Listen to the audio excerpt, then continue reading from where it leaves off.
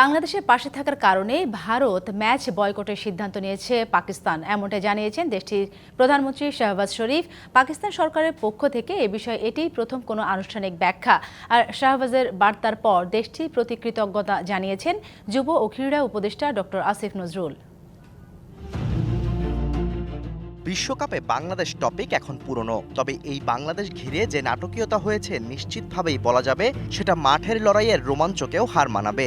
বাংলাদেশের ভারতে না খেলার সিদ্ধান্তকে শুরু থেকেই সমর্থন জানিয়ে আসছিল পাকিস্তান। তারা নিজেরাও হুঁশিয়ারি দিয়েছিল বিশ্বকাপ না খেলার। যদিও শেষ পর্যন্ত বিশ্বকাপে নিজেদের অংশগ্রহণ নিশ্চিত করলেও ভারতের বিপক্ষে ম্যাচ বয়কটের কঠিন সিদ্ধান্তে এখনও অনড় দেশটি।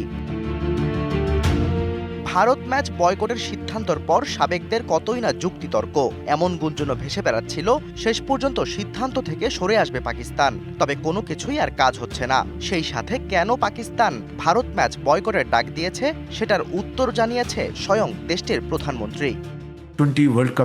আমাদের টি-20 বিশ্বকাপ নিয়ে স্পষ্ট অবস্থান যে আমরা ভারতের বিপক্ষে খেলব না, কারণ এটি খেলাধুলার মাঠ, কোনো রাজনীতি নয়।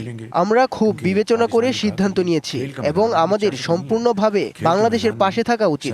আমি মনে করি ভারতের বিরুদ্ধে ম্যাচ বয়কট ছিল উপযুক্ত সিদ্ধান্ত। পাকিস্তানের প্রধানমন্ত্রীর বার্তা শুনে কৃতজ্ঞতা জানিয়েছেন বাংলাদেশের যুব ও ক্রীড়া উপদেষ্টা আসিফ নজরুল।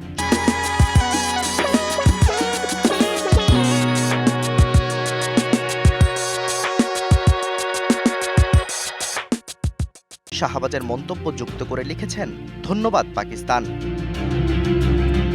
এদিকে আইসিসির এই দ্বৈত নীতি নিয়ে মুখ খুলেছেন ইংল্যান্ডের সাবেক ক্রিকেটার নাসির হুসাইন। প্রশ্ন ছুড়েছেন, বাংলাদেশের জায়গায় ভারত থাকলে আইসিসি কি পারত টিম ইন্ডিয়াকে বিশ্বকাপ থেকে বাদ দিতে? ভারত যদি টুর্নামেন্ট শুরুর 1 মাস আগে জানাতো তারা বিশ্বকাপ খেলতে একটা দেশে যেতে চায় না, তাহলে আইসিসি কি এই সিদ্ধান্ত নিতে পারত? এটা দুর্ভাগ্য যে আমরা বাংলাদেশকে বাদ দিয়েছি।